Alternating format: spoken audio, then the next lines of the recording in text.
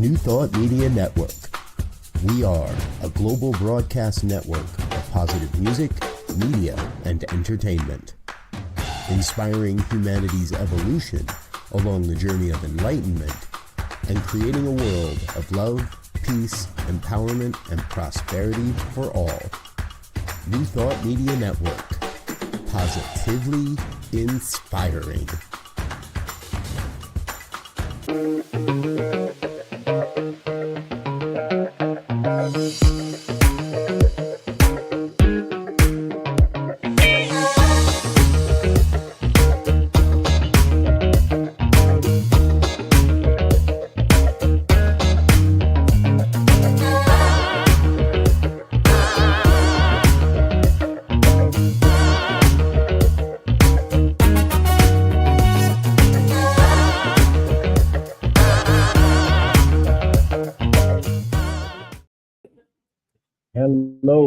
Hello, everyone. This is Rev Z. And this is Rev Michael. Yeah, Rev Michael is sitting in for Rev Briz as he's away on business. And this is New Thought Today, where we get a chance to talk to luminaries, if you will, in the New Thought movement and look at where New Thought is headed now and in the future. And so glad to have you here, Reverend Michael, and so glad you could sit in for Reverend Briz today. How's it going? Yeah, I got the emergency phone call. You know, I have in the studio here the red phone, and the red phone started glowing, and so I pick it up and it says help, and I said okay. Yes. yes. Yeah, well, I appreciate your help because it's been a rough morning for me. My electricity has been out for the whole day, and Right. as you would normally say on your show, I'm somewhere in a bunker that they can't find right now, trying to do this show. Oh, you are in a secure concrete bunker somewhere. Yes, somewhere. Yeah. So, but it's a pleasure to be here with you today, and it's even a bigger pleasure for us to bring on our guest, the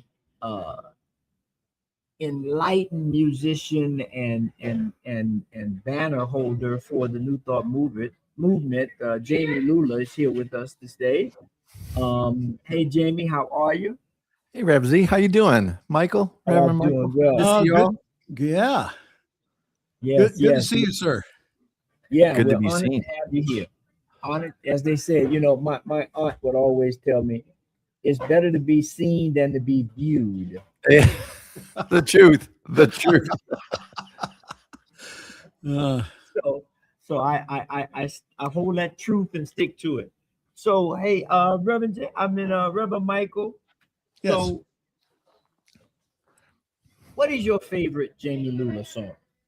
Oh no, I'm sorry, that's putting me on the spot. I can't tell you. I mean, they're all great. So, Yeah. Well, Your okay, heart. so I'll put you on the spot. What is yours? God, see, I guess a turnabout is fair play. There's so many, but I don't need. Something's calling me deeper than I've ever been before. Yeah. And I'm not even sure if Jami wrote that one, but he sings the heck out of it. Yeah, I wrote it. And every time I hear it, it brings tears to my eyes. Do you know the story of that Brings song? tears Though? to my eyes every time I hear it.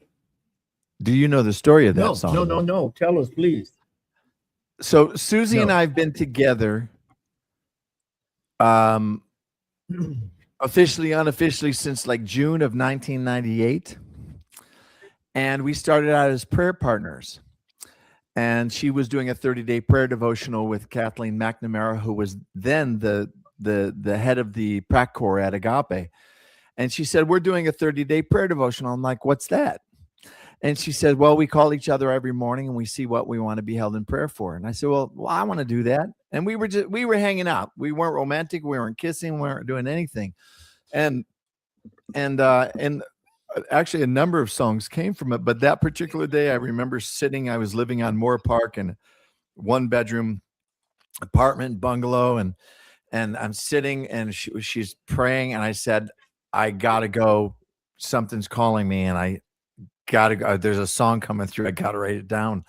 And I went out of the prayer and started writing this song. And then I didn't have the bridge. I couldn't figure out what I wanted to do with the bridge. And I was at her house because my wife is a classically trained pianist that had stopped for 7 years and then recorded an album of her own, With an Open Heart, was their first solo piano recording. And my friend Ed Munter, who's an amazing singer-songwriter, and I were at her house talking about what she could do, for her career. And so she grew up with classical music. Like, she didn't really, Beatles and Simon and Garfunkel were about like the most she was aware of.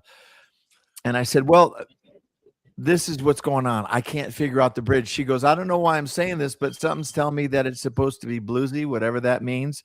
She was just like hearing, and then it turned into the A minor C7 D7 E7 bridge and the Oh Lord part. But it was interesting because it came. Mm-hmm. It was a download. It was in prayer. It was probably something that she said, and don't tell her because then I'll owe her, royalties or something. Oh, I mean, she's not on there with the as a co-writer. No.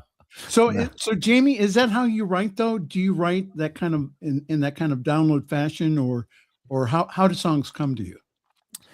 Michael, it's so many different ways.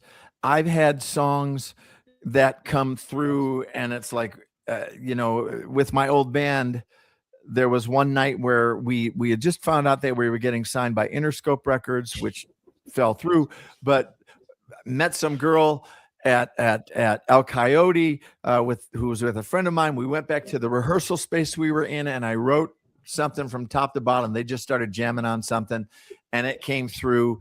I had married her. We were sitting on the porch. We had a glider with wind chimes, and it was raining. All this stuff.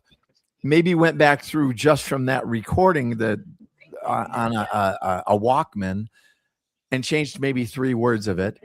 And then I have a song that I wrote that I just completed in like 23 called Lord, I Really Want to Know, or I Really Want to Know. That literally took me 25 years to write, because I had started it when I was leading a songwriters circle at a place called Highland Grounds on Highland in Hollywood. And I just got the hook, and Lord, I really want to know. And it was just 2 chords. I turned it into 3-chord song. But I kept writing on it and writing on it and writing on. Nothing resonated. And then everything that's gone on in the last 5-6 years, George Floyd and any number of things, and it just started coming to me.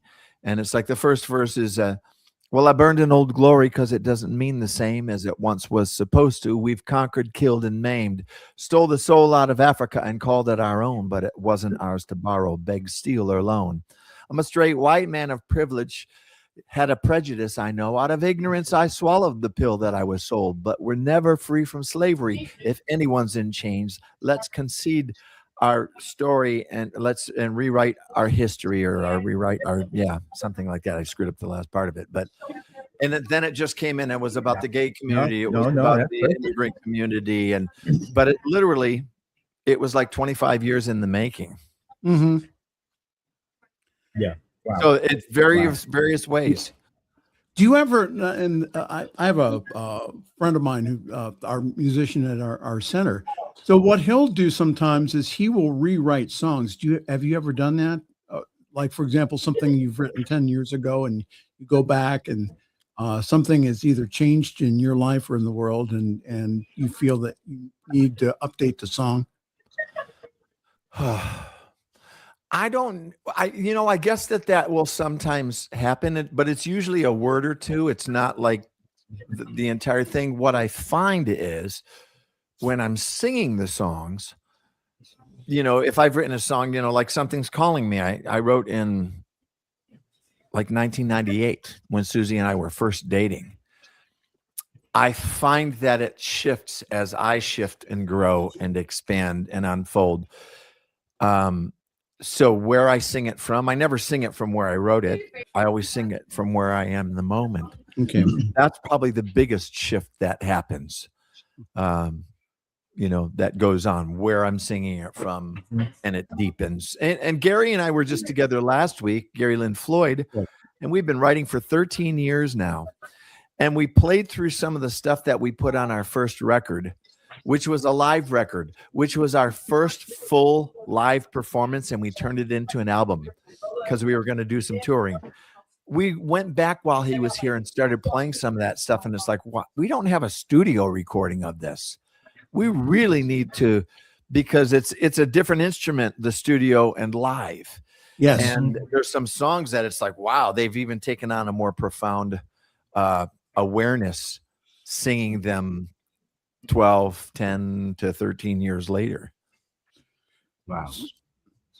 Well, and I know that the audience will not like us if we don't ask this question. So how did a nice guy like you end up singing doing inspirational music and singing at New Thought churches, centers?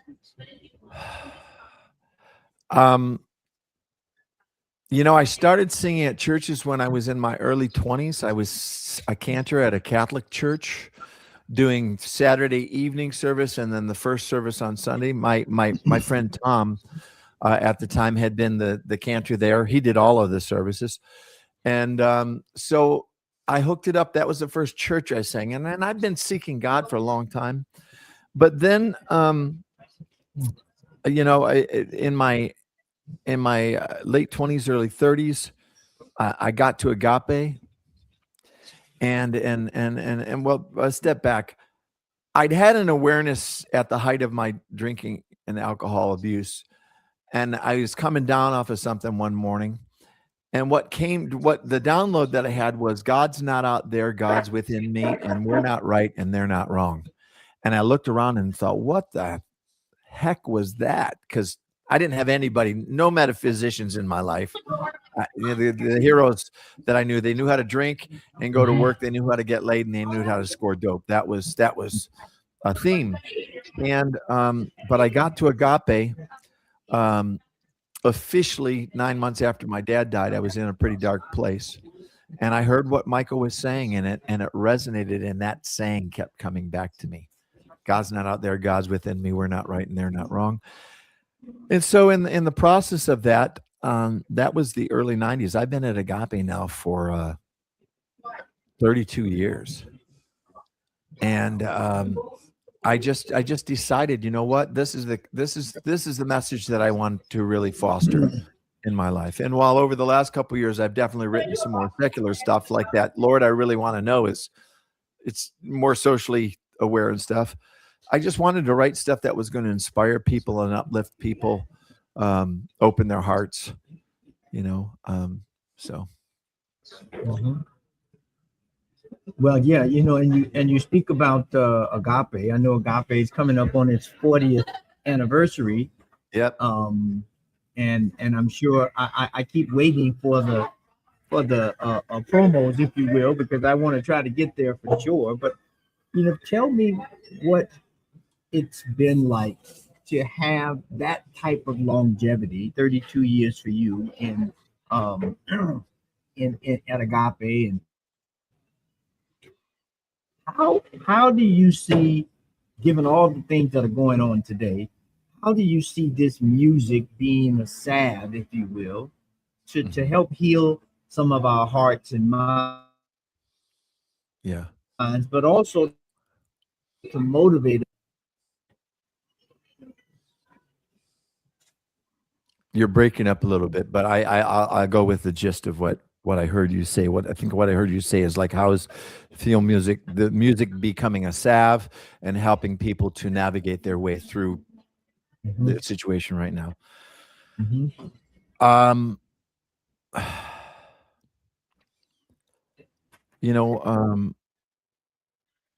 Sobriety has been a big gift in my life on many levels. And it's certainly helped me find a greater sense of compassion in my heart. I I actually shared about this last week with Skip Jennings. I just feel like there's a lot of people out there with unhealed trauma. A lot of angry people that are projecting their stuff on everybody else, including, well, I won't even go there, but it's like, there's a lot of people out there projecting their unhealed trauma. They're projecting their hatred is a self-hatred that they're projecting outward. And I'm just hoping, because it's like, I know where I sing from. I'm not, as much as I want, I want to sing on key and I want to, that it's like, I know where I'm singing from is a deep core soulfulness. And I'm not trying to be arrogant. I'm just saying, it's like, I know that it's coming in. It's like when soul speaks to soul, I think that in and of itself is a really healing process. And I've been at North Hollywood now. I music directed there from June until December, and now I'm just artist in residence. But so much of what we've been working on is getting the congregation to sing and participate and stand up. And it's like, because a prayer sung is twice prayed. Yes. And it's like so many of the songs that I've written and that I've written with Gary Lynn Floyd and that I've written, it's like, if you come to a show of mine and you can't find a hook to take home with you that you're singing, you've been checked out, because it's like, there's a lot of those. And it's like, I want people to be able to sing these things, and they kind of become a mantra, whether it's you are the light of the world, and make a joyful noise unto the spirit of your life, or love is my religion, or compassion, whatever it is, there's a healing going on, any number of songs.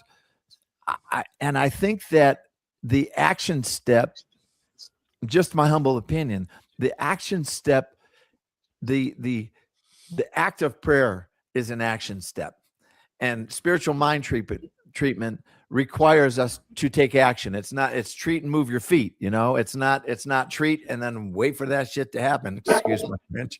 It's treat and take action. So it's like singing is an action, and like whether you're doing like a kirtan and you're singing Nam Yoho Ringi Kyo or whatever it is, it's like those kinds of vibrations raise our vibration. And I think it's our charge to continue to assist people to raise their vibration, and not pay attention to that lower vibration. Yeah. Well, and that's key too, I think, because we know now through medical science and all the metaphysics teachings that vibration is healing, and that singing and humming and all those things that create a resonant tone not only heals the body, but it opens up the mind to receive these messages and songs and different things like that to move forward. So that's wonderful. Yeah. So just tell me, remind everyone where we're at. Hi there. This is New Thought Today here on your New Thought Media Network, and I'm Reverend Michael, along with Reverend Z, and we're talking today with Jami Lula. Go ahead, Reverend Z. I'm sorry. Yeah, no. I was just asking Jami to give us a little insight into what happens on Wednesday night in North Hollywood. You said you got Wednesday Night Live, and those are always good experiences for me. Skip Jennings graduated out of Agape. He actually graduated with my wife, Reverend Susie Lula, and he's the associate minister at North Hollywood. And we just had this desire, because it's like that, I'm embarrassed I forget the name because he changed it, but it's a healing service, and we're in a circle. So we open up with a couple songs, so sing-alongs. He does a meditation. We do the good news. We do the good news where he walks around the circle. Who's got good news? And people are sharing good news, which is, we spend good 10, 12 minutes on that. And then we do a meditation. There's a lot of singing, but it's in the circle. There's something magical about being in the circle. And Gary and I did it this last Wednesday, and we had a really great group of people. We did a lot of music. And Skip's just really dynamic, Reverend Sidney's dynamic as well. But like, I don't know about y'all, but when I got to Agape, it was on a Wednesday night. And it's like from that point on, every Wednesday, every Sunday. And then when I started taking classes, and then when I started, participating with the music team, it was like I was at Agape. This is when we were still in Santa Monica. I was there like 3 or 4 days a week, easy. But it's just that midweek service is like a bump, because it's like, sometimes people, all it takes is going out in the parking lot and it's like Sunday's gone, But Yeah. like Wednesday, it's like it just keeps you balanced through the week. And Skip is dynamic. It's a beautiful service. He's actually going to Bali. So the 11th, 18th, and 25th, I'm actually doing music and speaking. And I've got on the 11th, it's just me. On the 18th, Heather Grace Powers is coming. She's going to sing and I'm going to speak, and we're going to do stuff together. And then on the 25th, bringing Susie in. So my wife is coming in to speak, and I'll do the music. But it's just dynamic, and it's different because there is that dialogue. Most Sunday mornings are not like, you sit and you listen, and it's like Skip wanted people to engage. So he does that. Good news is like such a great part of the service. So, Jami, go ahead, Michael. no, I was No, going you go ahead. Yeah. So what I was going to ask you, Jami, is that I know that, again, your music is just so inspirational. I mean, it just makes up a lot of the fabric of the music that we sing at our centers and churches. So have you, what is some of the most memorable stories that people have told you about how that your music got them through a really bad situation or got them through a really rough time in their life? Something that really touched you.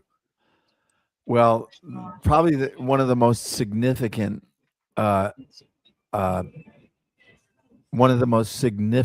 experiences I had was one of my teens. I had the honor of doing music for the teens from 1998 through 2010. I did summer camps, I did winter camps, and it was just an honor. So that generation kind of grew up with my songs. And I had one young woman that wrote me this long letter. And I won't name her, but she was from the Pacific Northwest. And she said, in the letter, she said, your music has made a tremendous difference in my life. She says, before camp, I had never been to a camp before, but I was contemplating suicide. And something just said, go to the camp. And I went to the camp and heard your music. And I changed my mind, and I went home and decided to live and thrive. And it was like, I mean, that's and that was just deep to me, because I've had suicidal ideation, and drug and alcohol abuse and some other things. And then I actually had another young woman who had attempted suicide, and her mother sent an email, said, we are playing your album, Something's Calling Me, 24/7 in her room just to keep her grounded. And she ended up living and pulling through, but it was like, it's deep. And just there's many ministers that have come forward and said, you know what, Into Your Hands, or Something's Calling Me, or Compassion, any number of songs that really, God in Everyone, the stuff I've written with Gary Lynn Floyd as Floyd Lula. But those moments, it's like, it's that thing that we say in 12-step. It's like, don't quit before the miracle, Right. And how many people that decide to check out before something opens up. And, the other ideas just surrounding that, because it's a mental health issue and stuff. And the idea that, we view the darkness culturally as something bad, and we don't talk about it, instead of finding a way to embrace it. And it's like, what are you here to teach me? I mean, that's what my wife always says. It's like, what is this here to teach you? Your anger, your sadness, your joy, your depression. Like, what, there are seeds that are germinating that want to teach us something. And, so I've brought that to some of the music that I've written, actually before I even got It was actually, I wrote a song called There's a Love Song in There Somewhere that I wrote just as I was coming to Agape.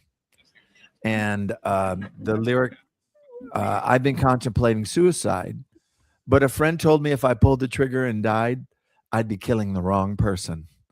I'm not where I Wow. think I'm supposed to be. I don't like the mirror looking back at me. These buried treasures are digging my own grave. There's a love song in there somewhere. And then the Wow. song goes on to recognize that there's something germinating that wants to come forth. And it's another part of the journey. Mhm. Mhm. Yeah, yeah. So touching there because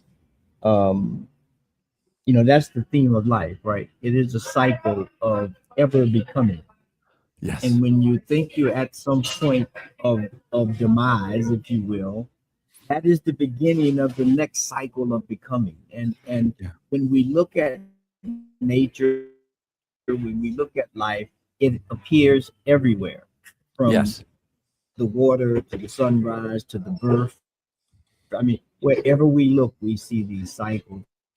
And so, the thing, that really sets me on music is that every time I listen to music in your song, I get something different. I get a new cycle of beginning. Something's calling me deeper, Right. to look at things differently, to choose new words. And I think that's one of the beauties of music. And so right now, let's just do this. Let's take a break. And when we come back, any new music coming out? How are you looking at New Thought music in the future? And where New Thought is going in the future? So let's take a break, and we'll be right back. Okay.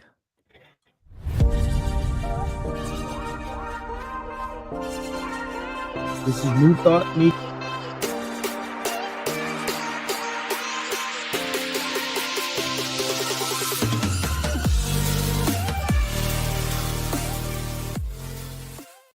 Are you passionate about media, storytelling, and making a difference? Welcome to New Thought Media Network, where your voice matters.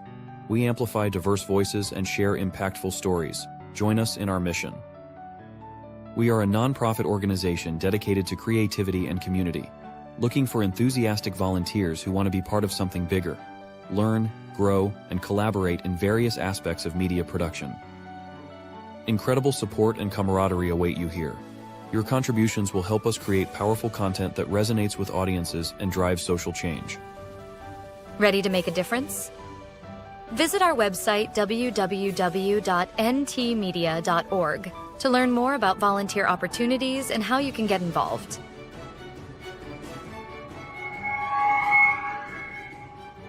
Find our volunteer inquiry under the Engage tab on our website, or visit www.ntmedia.org/volunteer. We look forward to connecting with you soon.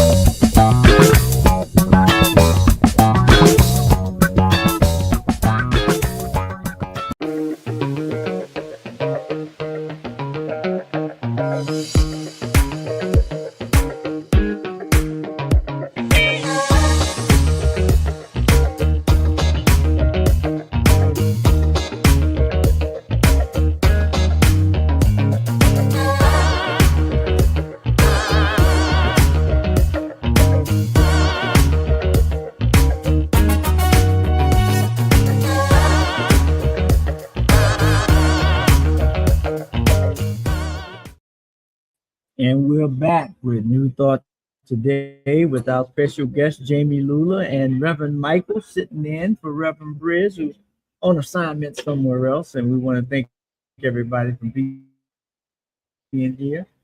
And as you know, if you're a regular listener, this is the time where we we pull out our crystal ball and we look at the future and we look at the different things that are affecting New Thought in our lives. And one thing we mentioned before we left was the future of new music from Jamie. And so, Jamie, if you got any new music coming out, any ideas percolating or coming through right now? You know, I was mentioning earlier, I'm in a mastermind with a couple women that I know, and I just said I'm going to put together a list of songs that I've written on my own, and perhaps even some Floyd Lula songs that I'd like to record for a solo record. And I need to put together a list of Floyd Lula songs because during COVID, we wrote so much music on Zoom. You know, he was up in Reno, up in Lake Tahoe, and then Reno, and so he was here. So it's like I'm just looking at putting together some music for a solo album, and putting together an album, putting together music for a Floyd Lula. And it's interesting because when Gary was here last week, you know, one day we worked on a couple new pieces that we found, and recent. We probably wrote over 100 songs during COVID, but we had a couple songs that were just recent. One's called "You Are the Medicine," and then the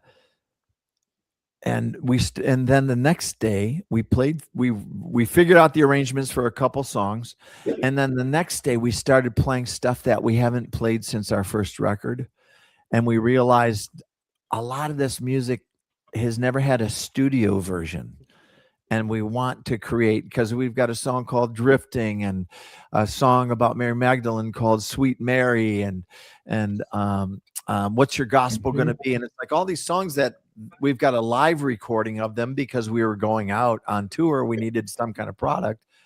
So those are the things. We're at the infancy stage. Probably need to raise some money to make that happen. So that's kind of where we're at. And I'm actually looking at starting a job. I just started training for a job to potentially work with people that are recovering. And so a little bit of recovery work where I get to go lead some groups and stuff like that, and we'll see how that unfolds. But I have 40 years of 12-step experience, coupled with a master's in spiritual psychology, coupled with teaching for 24 years at Musicians Institute, 33 years of sobriety. It's like, okay, I can give back. I've got something to bring to the table to hope, and the music as well. So getting out the crystal ball here. So what do you, again, we're all kind of in the question here, since COVID, of what's next. Some of our centers have experienced deflation. Some of them are doing extremely well with what I call a community model, where they invite in the whole community. It's not just their center. Right.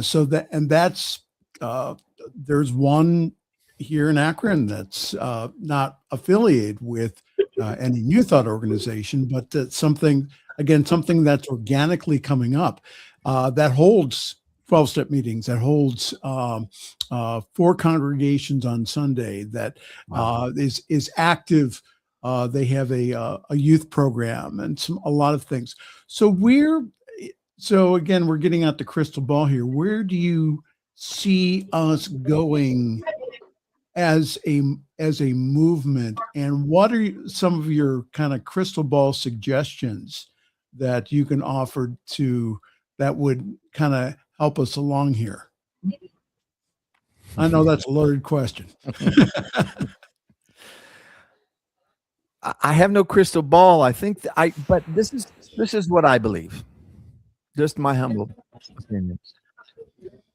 I feel like there's a lot of, with everything that's been going on this last number of years, with the divisiveness that has been creative, with the racism, the sexism, the anti-Semitic, all the different various things, what's going on around the world, what just happened this last weekend. I'm thinking that people are looking they're not looking for it's all good, it's all good, it's all good. They're looking for music that is uplifting and healing, but it's from a real sense. It's like, I love the posies.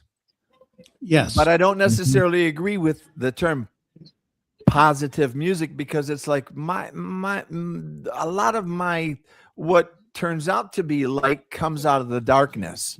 Yes. And it's like, it's the human condition. I think people want real music, real narrative and story that reflects their life experience. That says that where they're seen and they're recognized and they're uplifted. So, I mean, it's like, we don't have a genre of music like R&B or funk or country or folk. I mean, New Thought music is all of those. You've got Harold Paynes and then you've got Jesse Powers, who's out on tour starting in Denver, and she's going to end up here and then going up to Reno and all kinds of stuff. And it's like, it's a mishmash of brilliant artists, Karen Drucker and Daniel Nahmod and Heather Grace Powers and Gary Lynn Floyd and Z and Z Egloff and Melissa Felipe and there's so many people, but we need some younger artists that are interested in writing music and expressing music that uplifts the human spirit. And it doesn't have, like I say, it doesn't have to come from that place of it's all good, it's all good, it's all good, even though it is. It's like, what's your life experience? And when you reflect, when people get that reflection, they're uplifted because they don't feel alone. So I hope that we find some people that want to do dance music and that want to do some electronica and that want to do, just that looping thing, where they create a beat and play their 4 chords and then sing over the top of it like Ed Sheeran. I just think that the world is ready for music that's going to uplift their soul and their vibration. And I think that's the only way we can go in New Thought music, and just a continuation of that. But I'm holding that. But I think it also goes back to our communities and fostering a welcoming and safe environment for young people to come in and to express this, and we're aging out, and a lot of the old people don't want to hear that. And it's like, you know what? You need to create a safe legacy for these people to come in and express. So we used to do it at teen camps. It's like doing spirit raves where it's like all the music was uplifting and stuff like that. And you can ask the teens, man, was like, I feel a baptism coming on, and dumping water on them and stuff. And it was just, it was fabulous, but it was like that kind of energy. And then we did some spirit raves when I music directed at Asilomar. And, we started out with everybody there and, it dwindled down, but it was like people were dancing their prayers. People were chanting along when it was possible. So it's creating those spaces in our communities where people can participate, where they can move, where they can sing, where they can express themselves. It's going back to indigenous cultures. They're dancing around, they're conjuring up the spirit and dancing in the earth and around the fire. It's like, don't start a fire in your community, but create that energy. I've been sitting here this whole time. You may have seen my mouth moving, mumbling, trying to come up with a new term for the music and something that transpirational or something like that, so that is transformative and inspirational, that's grounded in real life. And I'm gonna work with that, because now you look at it, it's like, how do we begin to look at all aspects of life, whether they're Yes. so-called good or so-called bad, and use them as inspiration for transformation, or take a transformation and make it inspirational to somebody else who may be in that exact same spot looking for a way out. Yeah. So that's Or- that's how. Or instead of looking for a way out, looking for a way in to uncover what it has to teach them. Mhm.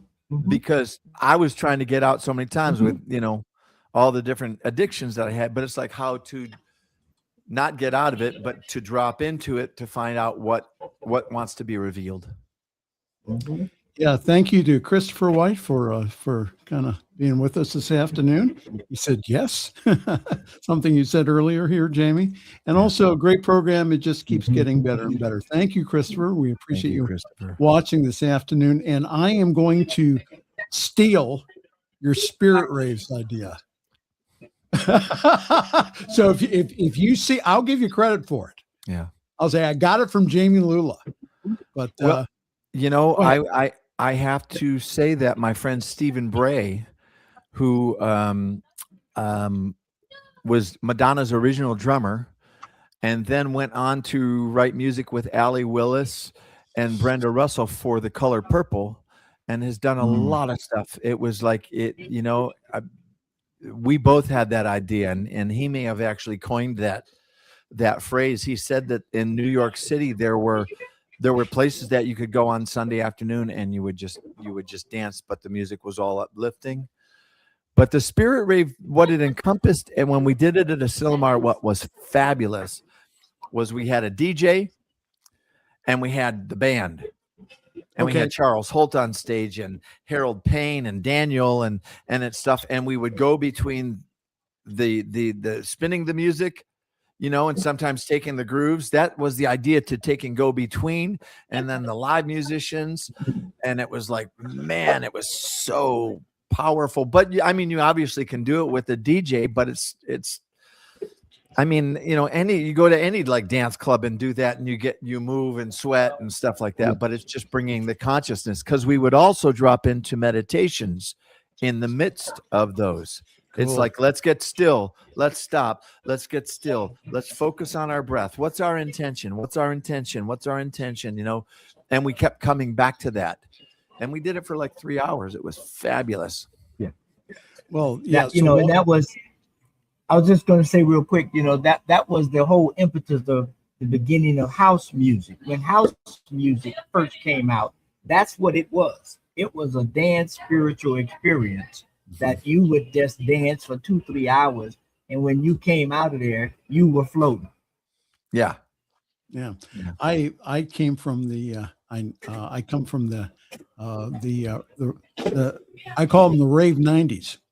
So I still love EDM music, electronic dance music, and I see that it's interesting how even at the big festivals now, what they do is they incorporate the original gangster stuff, the OG stuff, and again, a lot of that again is in the newer stuff, and that it's still attracting a lot of young people. So, yeah. So no, I like that idea about spirit waves. I'm going to play around with that. That's a wonderful idea to get people back in. Yeah. And it would be great to have some adult, not just kids camp, teen camp, some adult camps, right? Not conferences, none of that. Let's get to a camp and let's have a spiritual experience where we talk and we have music and we have discussions and we go on hikes and we meditate. So that, because one of the things I notice in communities now is that warm and fuzzy, not in a flighty kind of way, but that real feel in the community is missing somewhat, because we don't have these kind of experiences to be whole beings and to learn and to get to know you as a whole being. I think back to Asilomar when I first met Jami. I mean, we were together sitting by the fireplace and we stayed up till like 2-3 o'clock in the morning just talking about anything, everything. And there was a bond set right there in those few hours that has lasted for 10, 15 years. Yeah. Yeah. You know, Chris Collins has continued to do a Asilomar every year since CSL left. She's continued to do it on a much smaller, in a much smaller platform. They don't use the whole facility, but it's like she's made it a lot more friendly as far as the expense of it. But they do it all in one room, and everybody does all the workshops in one room. Wednesday night we do a concert. It's in July, and it's just fabulous just being on that ground. But I agree with you with Reverend Z. You know, we did a men's retreat. Eamon put together the men's group, and we did it up at Camp Cedar Ridge. We did it 1 year, and it's like, you know, I'd love to get something where we do exactly what you're saying, where it's not. I feel like we've got to do more stuff that gets us out of our head and into our hearts.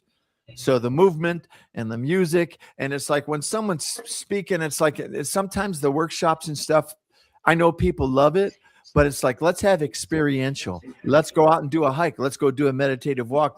It's like make that the entire weekend rather than, well, you got to go hear this person speak and then this person and then this class. And it's like, no, let's do it all together and let's get dirty. Let's get muddy. Let's move. Let's get sweaty.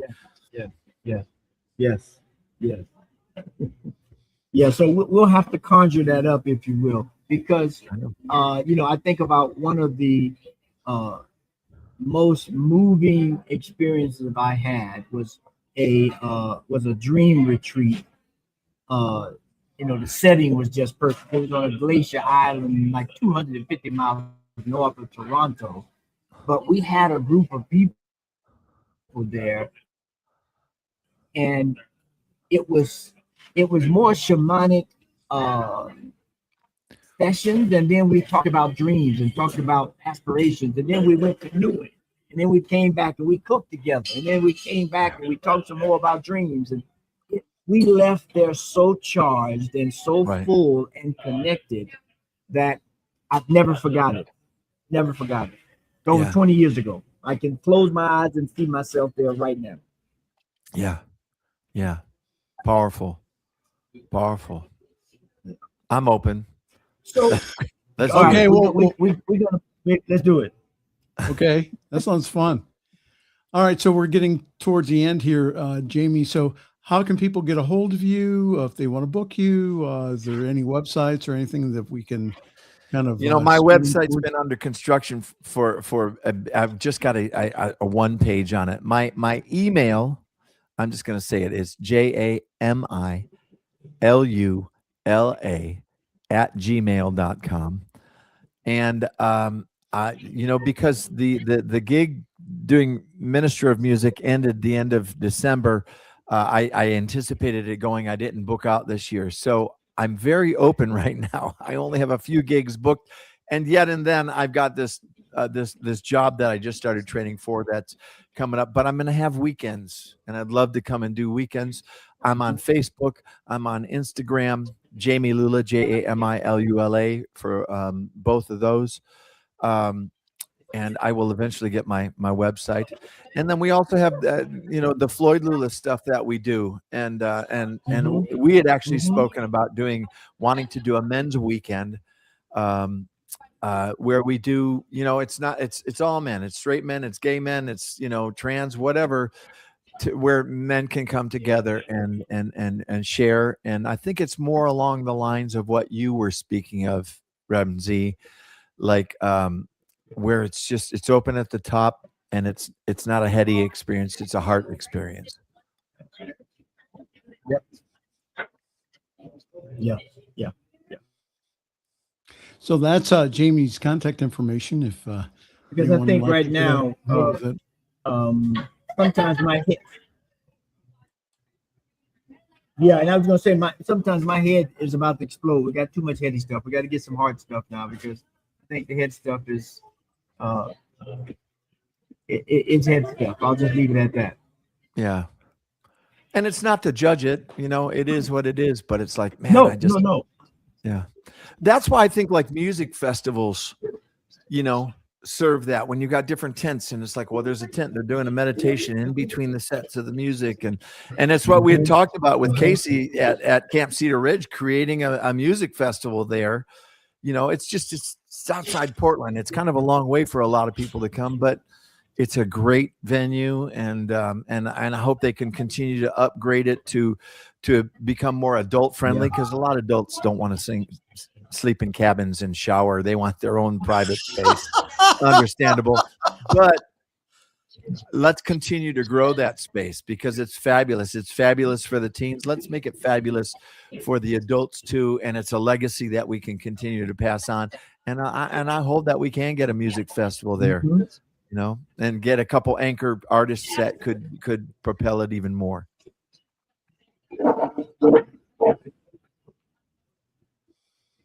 Yeah, that would be great.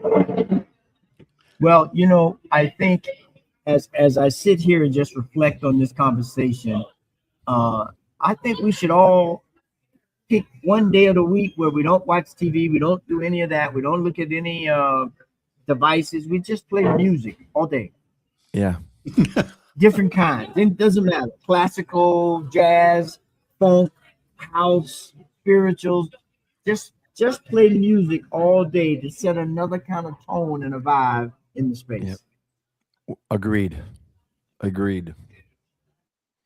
Absolutely. Would really create a new thought, right?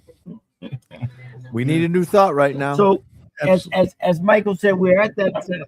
Yes. Go ahead, Michael. No, I was going to say we're at that point where that Reverend Briz would thank a bunch of people. So why don't we do that, and we'll come back and we'll have final thoughts here on the New Thought Media Network.